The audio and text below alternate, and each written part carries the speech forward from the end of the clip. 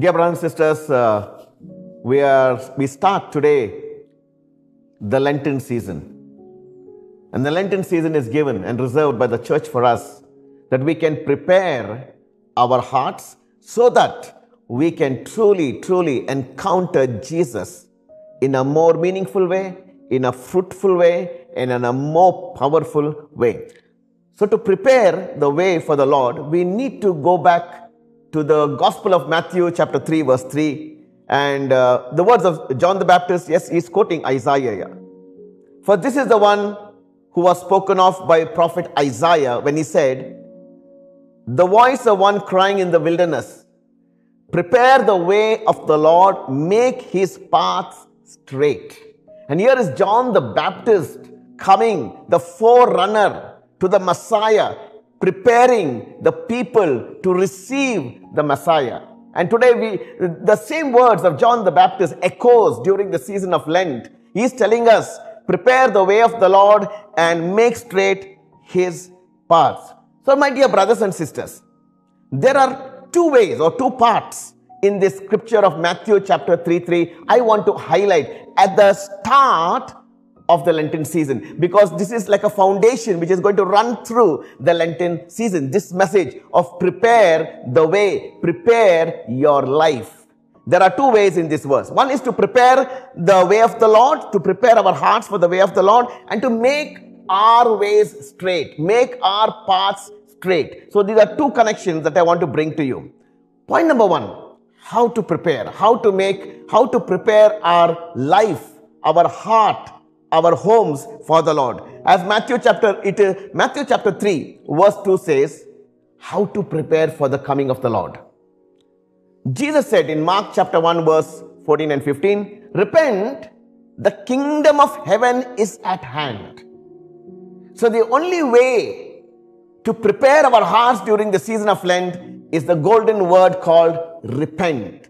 God's call is to reform and transform ourselves during this season of Lent. And so here is Jesus using this golden word. It's a golden word because repent means to change, to turn around, to make this U-turn, 180-degree turn, to turn away from my past life, from my past habits, from my past sins, for the way I've been living, and turn to the Lord Jesus Christ.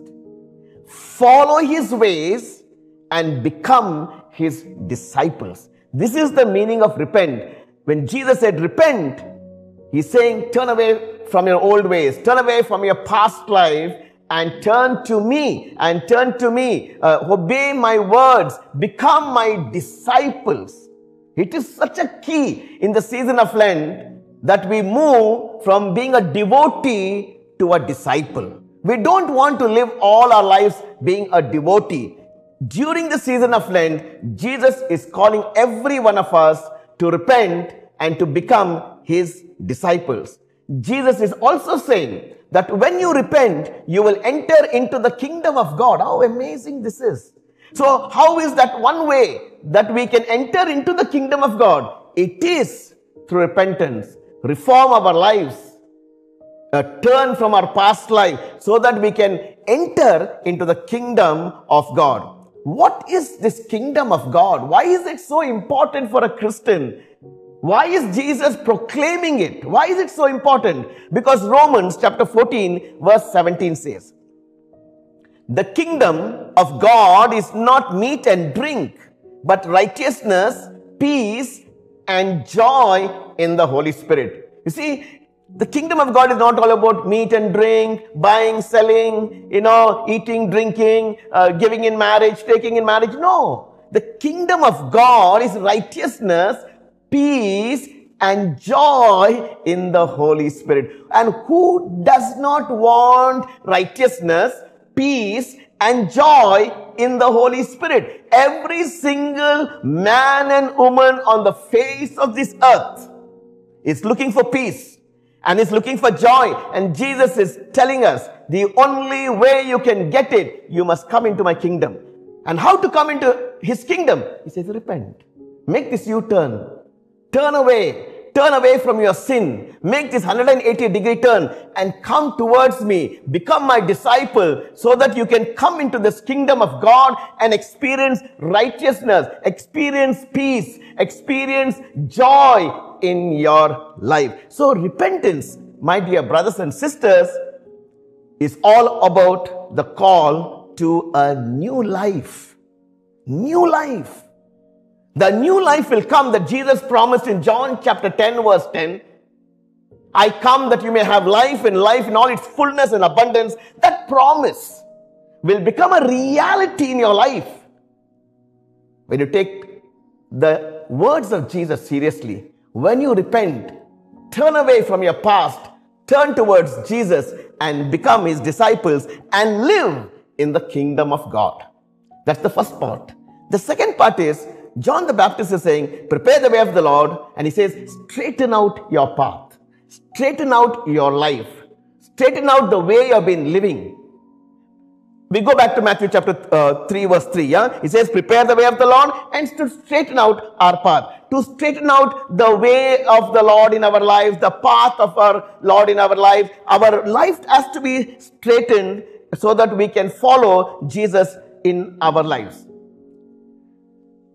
Start working on our lives, sisters and brothers. The season of Lent is a glorious season. It's a glorious season because at the end of the season of Lent, there is the resurrection. But the season of, we don't have to wait for the end of Lent to experience the resurrection. No, Jesus is the resurrection. So resurrection is today. You can experience it. You can live it once you make this decision of the mind and of the heart to change and turn to God. Start working on your life with the help of the Holy Spirit. Lent cannot become meaningful without the Holy Spirit. The Holy Spirit is our helper. He is the Spirit of the living. He is the Spirit of God, the Spirit of the living God. The Holy Spirit will help you in all your ways. He will give you the grace to repent. Amen. We can't repent on our own. Who can repent on our own? The Holy Spirit will give you that grace. So, dear brothers and sisters, we need to straighten out our lives in 4 areas: spiritual, social, emotional, and physical. You see, let's come to the spiritual. Dear brothers and sisters, work on your life of prayer. During the season of Lent, take extended times off. Sit at the feet of the Lord. Pray. And if you have the gift of tongues, I would encourage you to use it and to pray in tongues. Paul says in 1 Corinthians 14 verse 2, he that prays in an unknown tongue prays not to man, but prays to God. Meditate on the word of God. Ponder on the word of God. Be diligent in the word of God, the study of the word of God. See, when you study the word of God, then Psalm chapter 1 verse 3 will become a reality in your life. Psalm chapter 1 verse 3 says, you will be like a tree planted by the rivers of water, which yields its fruit in its season, whose leaf does not wither. Whatsoever you do, you will prosper. Amen. You see, this is the power of the word of God. By studying the word of God, meditating in the word of God, you will be like a tree. You'll be fruitful. You'll never wither away. Whatever you do, you will succeed. And take a special note about our sacramental life during the season of Lent, so that the sacraments enrich our lives and draw us closer and closer to Jesus Christ. And fellowship. We cannot, fellowship, I'm talking about being with like-minded brothers and sisters. Like-minded brothers and sisters. It's very, very important. Fellowship is the key to strengthen your walk with God. Let's look at the second one, social area. You see, brothers and sisters, let's be honest. We need to review our social life. We need to review our social life. Check and see if there are any things in your life that derail, that hinders your walk with Jesus Christ. We have to look at it. We have to examine our lives. What are they? It can be friends, it can be entertainment, it can be media, it can be gadgets. You see, all these take a considerable amount of time. We know that. I am not saying give up your social life. I'm not saying give up entertainment and gadgets. No, that's not what I am saying. What I am saying is make sure you draw a healthy balance, moderation. Don't let your social life override your spiritual life, your walk with God, your fellowship with God, your fellowship with people, with brothers and sisters. Never let that happen. What about our emotional life? Are you carrying any emotional baggage, excess baggage? This is the time to straighten it out. Is there unforgiveness? Is there any hatred in your life? Are you carrying the past in your life? Your sisters and brothers, this is the time to straighten your life. When will we do it? Season of Lent, we will experience the grace of God. We have to let go of past things. I like the words of St. Paul. In Philippians chapter 3, 13 and 14, St. Paul is saying something beautiful. St. Paul says, I forget the things of the past and I strain forward and looking at Jesus, I run that race. We have to put the past behind. We can't keep on carrying the past with us, but we have to look to Jesus and run the race. So, is there any fear? Is there any stress and anxiety and tension, instability, insecurity, rejection? This is the time, isn't it? This is the time to fix it through the power of the Holy Spirit. Make time for God. Make time for God. Lent is all about making time for Jesus. What about our physical life, isn't it? Become more disciplined.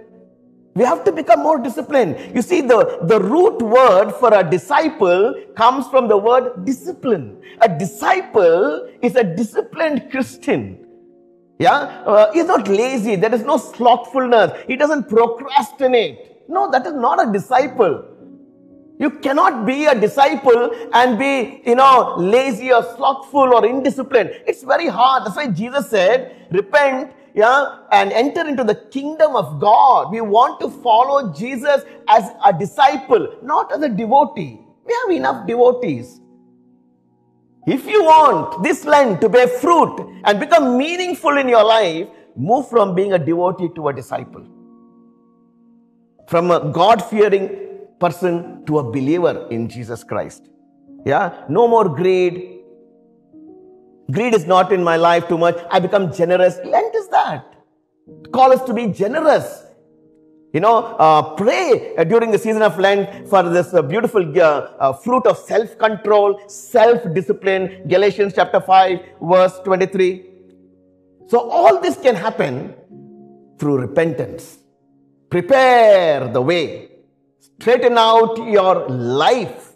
Repentance is a change of life. You see, when you prepare your life and straighten your ways, it will bring total change. 180-degree change. Total repentance. This metanoia, a change of the mind and the change of the heart. Because the repentance is always about the change of life. There are so many beautiful stories in the Bible about the change of life when they heard the message of Jesus. The woman at the well, the Samaritan woman at the well, when she met Jesus, she straightened out her life. Zacchaeus, when he encountered Jesus, changed his way of living. From greed, he became generous. Mary Magdalene, from a sinful life, she thought sex is the answer. She reformed her life when she met the lover of her life, Jesus Christ. Paul on the road to Damascus, when he encountered Jesus, he made this 180-degree turn, a U-turn, isn't it? His entire past he left. He became a disciple of Jesus, started living for Jesus, and started proclaiming the good news. And so, my dear brothers and sisters, God is calling every one of us, especially as we start today the season of Lent, to reform our lives, so that we can transform. The Holy Spirit will transform our lives. We can repent, enter into the kingdom of God. God wants us to straighten our lives. How? Spiritually, social, emotional, and physical life. This Lent, we will experience the new life of Jesus that he promised in John chapter 10, verse 10. I come to give you this abundant life. Lord, I want to thank you for my sisters and my brothers. I pray a blessing upon them as we start this beautiful season of Lent. May your grace come upon us. May this be a Kairos season. Kairos season. May we experience your favor. May our lives change. In Jesus' mighty and matchless name we pray. Amen.